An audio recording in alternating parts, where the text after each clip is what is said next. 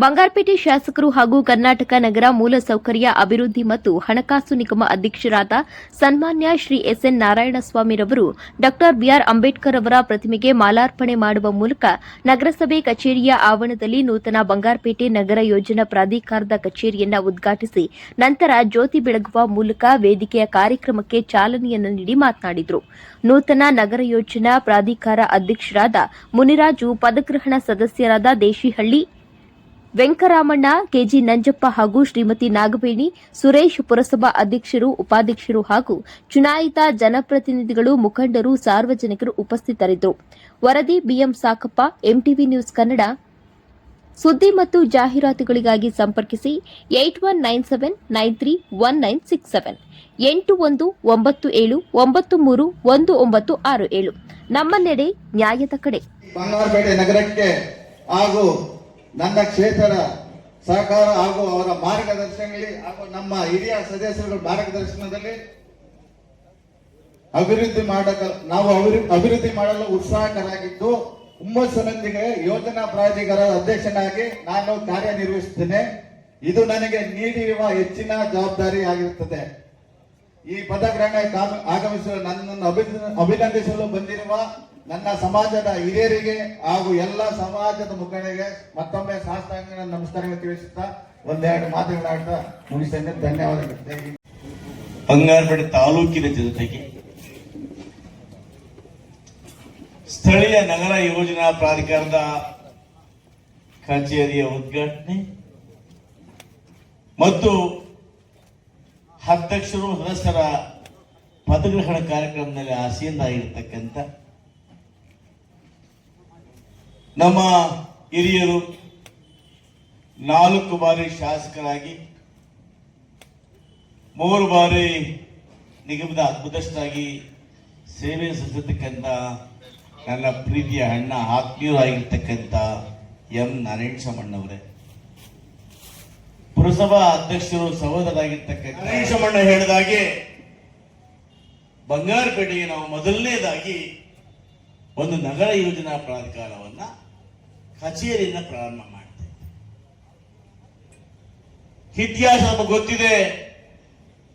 ಹಿಂದೆ ಕೆಜೆಎಫ್ನಲ್ಲಿ town planning ಅಂತ ಇತ್ತು. ಆ ಟೌನ್ ಪ್ಲಾನಿಂಗ್ ಅಲ್ಲಿ ಬಹುಶಃ 1987ರ ಹಿಂದೆ 1984 ಹಿಂದೆ ಆ ಸಮಯದಲ್ಲಿ ಒಂದು ಬಡಾವಣೆ ಅನುಮೋದನೆ ಮಾಡ್ಕೋಬೇಕಾದ್ರೆ, ಒಂದು ಪರವಾನಗಿ ತಗೋಬೇಕಾದ್ರೆ ವರ್ಷಾನುಗಟ್ಟಲೆ ಆಗ್ತದೆ. ಬಹುಶಃ ಇವತ್ತೇನಾದ್ರೂ ಕೂಡ ಬಂಗಾರಪೇಟೆಯಲ್ಲಿ ಕುಪ್ಪಸಾಗರ ಮಧ್ಯ ಬಡಾವಣೆ ಒಂದೇ ಆ ಕಾಲದಲ್ಲಿ ಅನುಮೋದನೆ ಆಗಿದೆ ಟೌನ್ ಪ್ಲಾನಿಂಗ್. ಯಾಕೆ ಮಾತು ಹೇಳ್ತೀನಿ ಅಂದ್ರೆ, ತದನಂತರ ಪ್ಲಾನಿಂಗ್ ಕಮಿಷನ್ ಹೋಗಿ ಮತ್ತೆ ಕೆಡಿಎ ಆಯ್ತು, ಕೆಜಿಎಫ್ ಅರ್ಬನ್ ಡೆವಲಪ್ಮೆಂಟ್ ಅಥಾರಿಟಿ ಅಂತ ಆಯ್ತು. ಅದಾದ್ಮೇಲೆ ಅಂತೂ ಕೂಡ ನಮ್ಮ ಜನರ ಕಷ್ಟ ಬಹಳಷ್ಟು ಕಷ್ಟ. ಹಿಂದೆ ವೀರಣ್ಣವರನ್ನು ಹೊರತುಪಡಿಸಿದ್ರೆ ಎಲ್ಲ ಅಧ್ಯಕ್ಷರು ಕೂಡ ಕೆಜಿಎಫ್ ಅವರೇ ಆಗ್ತಾ ಇತ್ತು. ದೇವರಾಜ್ ಆಗ್ಬೋದು, ಭಕ್ತ ವತ್ಸಲಾಮ್ ಆಗ್ಬೋದು, ಎಲ್ಲ ಅವರೇನೆ, ಸಂಪತ್ ಕುಮಾರ್ ಆಗ್ಬೋದು, ಎಲ್ಲ ಅವರೇನೆ. ಅಂತ ಸಂದರ್ಭಗಳಲ್ಲಿ ಬಂಗಾರಪೇಟೆ ತಾಲೂಕಿನಲ್ಲಿ ಯಾವುದೇ ಕೆಲಸಕ್ಕೆ, ಮನೆ ಲೈಸೆನ್ಸ್ ತಗೊಳ್ಳೋದಕ್ಕೆ, ಪ್ಲಾನ್ ಅಪ್ರೂವಲ್ಗೆ, NOCಗೆ, ಕನ್ವರ್ಷನ್ ಮಾಡೋದಕ್ಕೆ, ಟೌನ್ ಪ್ಲಾನಿಂಗ್ಗೆ, ಬಿಲ್ಡಿಂಗ್ ಲೈಸೆನ್ಸ್ಗೆ, ಕಾಂಪ್ಲೆಕ್ಸ್ ಲೈಸೆನ್ಸ್ಗೆ ಏನಕ್ಕೆ ಹೋಗ್ಬೇಕಾದ್ರೂ ಕೂಡ ಬಹಳ ಜನ ಕಷ್ಟ ಪಡ್ತಾ ಇದ್ರು. ಬಹಳ ಮುಖಂಡರು, ಜಮೀನ್ ಮಾಲೀಕರು, ಸೈಟ್ ಮಾಲೀಕರು ಮನೆ ಕಟ್ಟಬೇಕು, ಲೋನ್ ತಗೋಬೇಕು ಅಂದ್ರೆ ಪ್ಲಾನ್ ಅಪ್ರೂವಲ್ಗೆ ಲಕ್ಷಾಂತರ ರೂಪಾಯಿಗಳನ್ನು ಖರ್ಚು ಮಾಡಿದಂತಹ ಉದಾಹರಣೆಗಳು ಇವತ್ತು ಸಾವಿರಾರು ನಮ್ಮ ಮುಂದೆ ಇದ್ದಾವೆ. ಹೇಗಂದ್ರೆ ಹಾಗೆ ನಮಗೆ ಸಲೀಸ ಕೆಲಸ ಆಗ್ತಾ ಇರಲಿಲ್ಲ. ಕಾರಣ ನಾವು ಕೆಜಿಎಫ್ ಹೋಗಿ ಆ ಸಮಯದವರೆಗೂ ಅಲ್ಲಿ ಕಾಯಲಿಕ್ಕೆ ಕಷ್ಟ ಆಗಿದೆ. ಇವತ್ತು ಈ ನಿಟ್ಟಿನಲ್ಲಿ ಎಲ್ಲ ಹಿರಿಯ ಮುಖಂಡರು, ಪಾಟಣ್ಣ ಆಗಿರ್ಬೋದು, ಬಾಬಣ್ಣ ಆಗಿರ್ಬೋದು, ಚಂದ್ರಾಣಿ ಆಗಿರ್ಬೋದು, ನಾರಾಯಣಸ್ವಾಮಣ್ಣ ಆಗಿರ್ಬೋದು, ಎಲ್ಲ ಒಂದು ಸಲಹೆ ಕೊಟ್ಟರು. ಕೆಜಿಎಫ್ ನಗರ ಪ್ರಾಧಿಕಾರದಿಂದ ಬಂಗಾರಪೇಟೆಯಲ್ಲಿ ಹೆಚ್ಚಿನ ಹಣ ಹೋಗ್ತಾ ಇದೆ. ಆದರೆ ಹೆಚ್ಚಿನ ಅಭಿವೃದ್ಧಿಯನ್ನು ಮಾಡಕ್ಕೆ ಸಾಧ್ಯ ಆಗ್ತಾ ಇಲ್ಲ. ನಮ್ಮ ಜನರಿಗೆ ಹೆಚ್ಚಿನ ಸೌಲಭ್ಯಗಳು ಸಿಗ್ತಾ ಇಲ್ಲ. ಕಾನೂನಿನಲ್ಲಿ 8 ಕಿಲೋಮೀಟರ್ ವ್ಯಾಪ್ತಿಯಲ್ಲಿ ಇನ್ನೊಂದು ನಗರಸಭೆ ಇದೊಂದು ಪ್ರಾಧಿಕಾರ ಮಾಡೋದು ಕಷ್ಟ ಇದೆ. ನೀನೇನಾದ್ರೂ ಮಾಡಬೇಕು ಅಂತ ಹೇಳಿ ನನಗೆ ಜವಾಬ್ದಾರಿಯನ್ನ, ಈ ಎಲ್ಲ ಮಕ್ಕಳು ಜವಾಬ್ದಾರಿಯನ್ನ ನನಗೆ ಕೊಟ್ಟರು. ನಾನು ಈ ಜವಾಬ್ದಾರಿಯನ್ನ ಅತ್ಯಂತ ಪ್ರೀತಿನ ಸ್ವೀಕಾರ ಮಾಡಿ ಏನಾದ್ರೂ ಮಾಡಿ ಬಂಗಾರಪೇಟೆಯಲ್ಲಿ ಒಂದು ಯೋಜನಾ ಪ್ರಾಧಿಕಾರವನ್ನು ಮಾಡಲೇಬೇಕು ಅಂತೇಳಿ ಪಣದೊಟ್ಟೆ.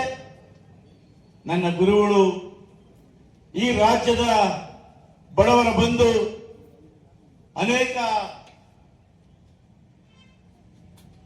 ಸಮಾಜಗಳು ಇವತ್ತು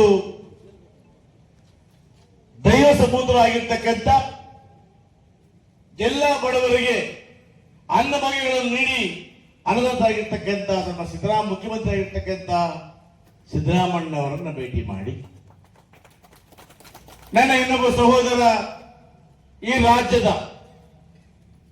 ನಗರಾಭಿವೃದ್ಧಿ ಇಲಾಖೆಯ ಮಂತ್ರಿಗಳಾಗಿರ್ತಕ್ಕಂಥ ಬೈಟಿ ಸುರೇಶ್ ಅವರನ್ನು ಭೇಟಿ ಮಾಡಿದೆ. ಇದರ ಒಟ್ಟಿಗೆ ನಮ್ಮ ಪೌರಾಣ ಸಚಿವರಾಗಿರ್ತಕ್ಕಂಥ ರಹೀಂ ಖಾನ್ ಅವರನ್ನು ಭೇಟಿ ಮಾಡಿ ಏನಾದರೂ ಮಾಡಿ ನನಗೆ ಒಂದು ಬಂಗಾರಪೇಟೆ ಯೋಜನಾ ಪ್ರಾಧಿಕಾರವನ್ನು ಕೊಳ್ಳೇಬೇಕು ಅಂತೇಳಿ ಆಟ ಹಿಡಿದೆ. ಅದರ ಪ್ರತಿಫಲವಾಗಿ ಬಂಗಾರಪೇಟೆ ತಾಲೂಕಿಗೆ, ನಗರ ಅಲ್ಲ, ಬಹಳ ಕನ್ಫ್ಯೂಸ್ ಮಾಡಿದ್ದಾರೆ, ನಗರ ಅಂತ, ನಗರ ಅಲ್ಲ, ಇಡೀ ತಾಲೂಕು ಒಂದೇ ಪ್ರಾಧಿಕಾರ, ಅದು ಬಂಗಾರಪೇಟೆ ಯೋಜನಾ ಪ್ರಾಧಿಕಾರ. ಈ ಪ್ರಾಧಿಕಾರವನ್ನ ನನಗೆ ಮಂಜೂರು ಮಾಡಿಕೊಂಡಿರ್ತಕ್ಕಂಥ ಗೌರವಾನ್ವಿತ ಮುಖ್ಯಮಂತ್ರಿಗಳಿಗೆ, ನಗರಾಭಿವೃದ್ಧಿ ಸಚಿವರಿಗೆ, ಪೌರಾಡಳಿತ ಸಚಿವರಿಗೆ, ಸರ್ಕಾರಕ್ಕೆ ನಾನು ಬಂಗಾರಪೇಟೆ ತಾಲೂಕಿನ ಪರವಾಗಿ ಅಭಿನಂದನೆಗಳನ್ನು ಸಲ್ಲಿಸುತ್ತೇನೆ. ಇದರೊಟ್ಟಿಗೆ ಮತಕಳ್ತನ ಮಾಡುವ ವಿರುದ್ಧವಾಗಿ ನಾವಿದ್ದೀವಿ ಅಂತ ಹೇಳಿ ನಾಳೆಯಿಂದ ನಾವು ಈ ಮತಗಳ ವಿರುದ್ಧ ಅಭಿಯಾನವನ್ನ ಮುಂದುವರಿಸುತ್ತೇವೆ. ಇವತ್ತಿದ್ದಾನೆ ಇಲ್ಲ ಫ್ಲೆಕ್ಸು. ಆ ಅಭಿಯಾನ ಏನಪ್ಪಾ ಅಂದ್ರೆ, ಇವತ್ತೇನು ಭಾರತ ದೇಶದಲ್ಲಿ ನರೇಂದ್ರ ಮೋದಿ ಅವರು ಯಾವ್ಯಾವ ರಾಜ್ಯಗಳಲ್ಲಿ ಚುನಾವಣೆ ಗೆದ್ದಿದ್ದಾರೆ ಅಲ್ಲೆಲ್ಲವೂ ಕೂಡ ಮತಕಳ್ತನ ಮಾಡಿ ಗೆದ್ದಿದ್ದಾರೆ. ಆ ನಿಟ್ಟಿನಲ್ಲಿ ಆ ಮತಗಳ ವಿರುದ್ಧವಾಗಿ ನಾವಿದ್ದೇವೆ. ನಾವು ರಾಹುಲ್ ಗಾಂಧಿ ಅವರಿಗೆ ಬಲಪಡಿಸ್ತೇವೆ ಅನ್ನೋ ಅವರ ಒಂದು ಇಚ್ಛೆಯಂತೆ ಭಾರತ ದೇಶದ ಡಾಕ್ಟರ್ ಬಾಬಾ ಸಾಹೇಬ್ ಅಂಬೇಡ್ಕರ್ ಅವರು ಏನು ಸಂವಿಧಾನ ಬರೆದು ನಮಗೆ ಹಕ್ಕು ಕೊಟ್ಟಿದ್ದಾರೆ, ಆ ಹಕ್ಕಿನಂತೆ ಮತವನ್ನ ಚಲಾಯಿಸಿ ಮಾಡಬೇಕು, ಕಳ್ಳತನ ಮಾಡಬಾರದು, ಬೇರೆ ಬೇರೆ ರೀತಿಯಲ್ಲಿ ಹೋಟೆಲ್ ತಯಾರು ಮಾಡಬಾರ್ದು ಅಂತ ಹೇಳಿ ಇವತ್ತು ರಾಹುಲ್ ಗಾಂಧಿ ಅವರು ಏನೋ ಒಂದು ಅಭಿಯಾನ ಮಾಡ್ತಾ ಇದ್ದಾರೆ. ಆ ಅಭಿಯಾನಕ್ಕೆ ಪೂರಕವಾಗಿ ಇವತ್ತು 26 ಪಂಚಾಯತಿಗಳು ಕೂಡ ಒಂದೊಂದು ಪಂಚಾಯತಿ ಆದ ಮುಖಂಡರ ನೇಮಕ ಮಾಡಿ ನಾನು ಇವತ್ತಿಂದನೇ ಎಲ್ಲರಿಗೂ ಕೂಡ ಕಾರ್ಡ್ಗಳನ್ನು ಕೊಡ್ತೇನೆ. ನೀವು ಮಾಡ್ಬೇಕಂತೇನಿಲ್ಲ, ಸಹಿ ಸಂಗ್ರಹ ಮಾಡೋದು, ಅದು ಪಾರದತ್ತಾರೆ, ನೀವೆಲ್ಲ ಸೇರ್ಕೊಳ್ಳೋದು, ಸಹಿ ಸಂಗ್ರಹ ಮಾಡಿ ಕರ್ನಾಟಕ ರಾಜ್ಯದಲ್ಲಿ ಸುಮಾರು 5 ಕೋಟಿ ಜನ ಇವತ್ತು ನಾವು ವೋಟ್ ಚೋರ್ ಅಂತೇನಿದೆ, ಮತಗಳದನ್ನ ಇದರ ವಿರುದ್ಧ ಇದ್ದೀವಿ ಅಂತೇಳಿ ನಾವು ತೋರಿಸ್ಬೇಕಲ್ಲ. ಅದೇ ರೀತಿಯಲ್ಲಿ ಕೂಡ ನನ್ನ ಕ್ಷೇತ್ರದಲ್ಲಿ ಇದ್ದೀರಿ. ಇವತ್ತು 2 ಲಕ್ಷ ಮತದಾರರು ಕೂಡ, ನೀವು ಕೂಡ ನಮ್ಮ ಹಕ್ಕು, ನಾವು ಮತ ಚಲಾವಣೆ ಮಾಡಬೇಕು. ನಾವು ಯಾವುದೇ ಕಾರಣಕ್ಕೂ ಕೂಡ ಕಳ್ಳ ಓಟ್ ಪರವಾಗಿಲ್ಲ ಅಂತೇಳಿ ನಿರೂಪಣೆ ಮಾಡಬೇಕಲ್ಲ. ನಿರೂಪಣೆ ಮಾಡ್ಬೇಕು, ಏನ್ ಮಾಡಬೇಕು?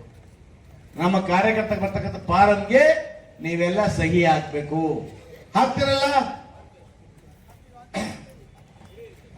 ನನ್ನ ತಾಲೂಕಲ್ಲಿ ನಾನು 2 ಲಕ್ಷ ಎಕ್ಸ್ಪೆಕ್ಟ್ ಮಾಡ್ಬೋದಾ? ಸಹಿ ದುಡ್ಡು ಕೊಡೋಂಗಿಲ್ಲ, ಕಾಸು ಕೊಡೋಂಗಿಲ್ಲ, ದುಡ್ಡಲ್ಲೇ ಕಾಸು. ಒಂದು ಓಟ್ ಚೀಟಿ ತಯಾರು ಮಾಡಿ ಕಳ್ಳಿಸ ತಯಾರು ಮಾಡ್ತಕ್ಕಂಥವ್ರಿಗೆ ಪಾಠ ಕಲಿಸಬೇಕು ಅಂತೇನು ಇವತ್ತು ರಾಹುಲ್ ಗಾಂಧಿ ಅವರು ಹೊಟ್ಟಿದ್ದಾರೆ. ಅವ್ರಿಗೆ ನಾವೆಲ್ಲ ಕೂಡ ಬೆಂಬಲವಾಗಿ ನಿಲ್ಲೋಣ ಮಾತನ್ನು ಹೇಳಿ ಇವತ್ತು ಅದಕ್ಕೆ ಟೀಮ್ಗಳನ್ನು ಮಾಡಿ ಆಯಾ ಪಂಚಾಯಿತಿಯಲ್ಲಿ